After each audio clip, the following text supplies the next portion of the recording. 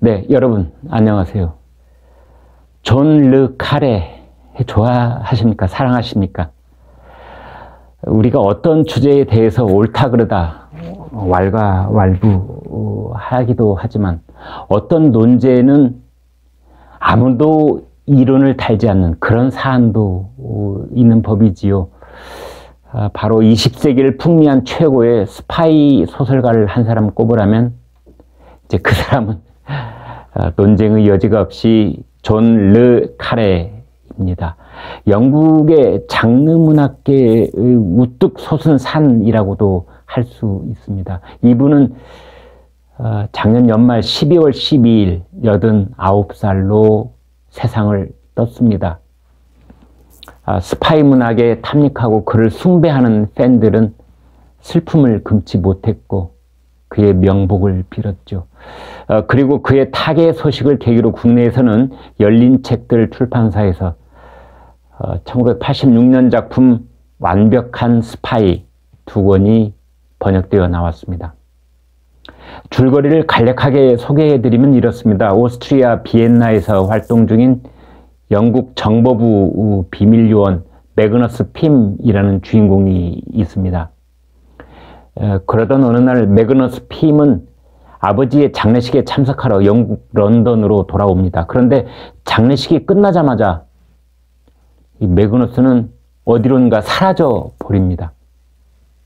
그야말로 깜짝같이 증발해버리는 것이지요. 여기서부터 소설은 갑자기 이 아연 긴장을 띠게 되는데요. 스파이 매그너스 핌은 조국을 배신한 것일까요? 아니면 정보부의 동료들을 배신한 것일까요? 아니면 사랑하는 아내 메리까지도 배신한 것일까요? 왜냐하면 매그너스 핌이 체코슬로바키아 정보부를 위해서 일하고 있었다는 증거, 즉 그가 이중 스파이였다는 증거가 차곡차곡 쌓이고 있었기 때문입니다. 이제 그를 추격하고 있는 사람은 잭 브러더 후드라는 인물인데요. 잭은 이 매그너스 핌의 선배가 됩니다. 이 소설에는 여러 인간 군상이 나옵니다. 주인공인 스파이 매그너스 핌을 중심으로 한 인물들입니다. 남편을 사랑했으나 끝내 정신 이상 증세로 미쳐버리는 어머니 도로시, 그리고 유대인 난민이자 자신을 어머니처럼 돌봐줬다가 나중에 자살을 하게 되는 립시츠, 또한 주변의 모든 이들을 배신하고 심지어 아들인 매그너스에게조차 사기를 치는 아버지 릭, 그런가 하면 이 배신했던 기억으로 죄책감을 안고 살아가야 했던 친구 악셀, 이런 인물들이 나옵니다. 이 소설에서 제가 개인적으로 느끼는 것은 우리는 누구를 배신하면서 살아가는 것일까 하는 질문입니다. 아니면 우리는 누군가로부터 혹시 이 배신을 당하며 살아가는 것은 아닐까요? 스파이 매그너스도 유선자이고 그의 아버지도 유선자입니다. 한마디로 스파이들은 한심한 유선자이지요. 그런데 그보다 더한 유선자는 정보부라는 비밀기관입니다. 아니, 정보부라는 비밀기관, 그리고 그곳을 지휘하는 고위 관리들, 이 사람들이 더 유선자인지도 모르겠습니다. 고위 관리들은 비밀 요원이 적에게 노출되었을 때 요원의 목숨보다 자신들의 체면을 더 중요하게 생각합니다. 나중에 의회 청문회에 불려나가 어떤 수모를 당하게 되지는 않을까, 그 점을 더 노심초사하는 것입니다. 그래서 최고의 사기꾼은 사실은 정부의 권력자들이라고 존 르 카레는 고발하고 있는 것입니다. 여러분 혹시 2001년 영화 스파이 게임을 보셨는지 모르겠습니다. 로버트 레드포드와 브래드 피트가 열연한 영화이지요. 중국에서 스파이 혐의로 체포돼서 곧 사형에 처해질 CIA 요원 톰 비숍, 즉 브래드 피트. 그러나 CIA 수뇌부는 국제관계 악화를 걱정해서 쉽게 구출 결정을 내리지 못합니다. 이때 톰 비숍의 선배이자 상관이었던 나단 뮤어, 즉 로버트 레드포드가 그를 구출해내는 줄거리입니다. 정보부의 수뇌부, 그 뒤에 있는 정부 권력자들은 알고 보면 비겁한 위선자들이었다는 점을 고발한 영화이기도 합니다. 오늘은 존 르 카레에 대한 오마주를 드리는 심경으로 이 방송을 하고 있습니다.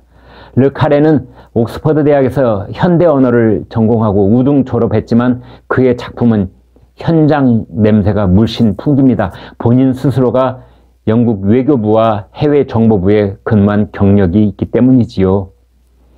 주로 방첩부서 그리고 서독 영국 대사관에서 일했습니다.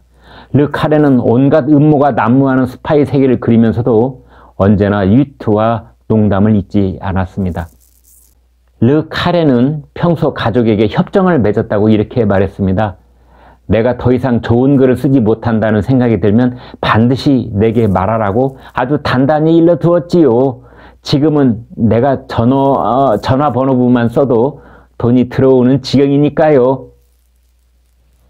그리고 그는 매주 하루도 쉬지 않고 일을 했다고 합니다. 자녀들이 액자에 넣어서 걸어둔 포스터가 있는데 이렇게 쓰여 있었다고 해요. 차분함을 잃지 말고 계속 나아가자, 르 카레. 영어로 keep calm and 르 카레 on 이라고 되어 있는데요. 이것은 사실은 패러디를 한 것입니다. 2차 세계대전 때 영국 정부가 독일이 영국을 점령하는 최악의 사태를 가정해서 런던 시민들의 사기를 북돋우려고 만든 포스터가 있는데요. 그 내용이 keep calm and carry on 이었습니다. 굳이 이 번역을 해본다면 keep calm, 평정심을 유지하라. 평정심을 잃지 마라. 그리고 carry on, 하던 일을 계속하라. 일상 업무에 충실하라. 그런 뜻이 되겠습니다. 그런데 원래 carry on 이라고 되어 있는 부분을 르 카레의 자식들이 르 카레 온 이렇게 아빠의 필명을 대신 적어준 것입니다.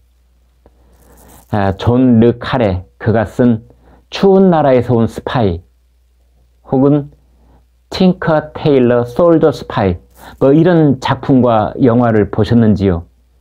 한결같이 영국 비밀 정보부를 뜻하는 서커스라는 단어 그리고 그 안에 또아리를 튼 고위직 이중 스파이 그리고 그를 찾아내는 숨막히는 과정 이제 모두 손에 땀을 쥐게 합니다.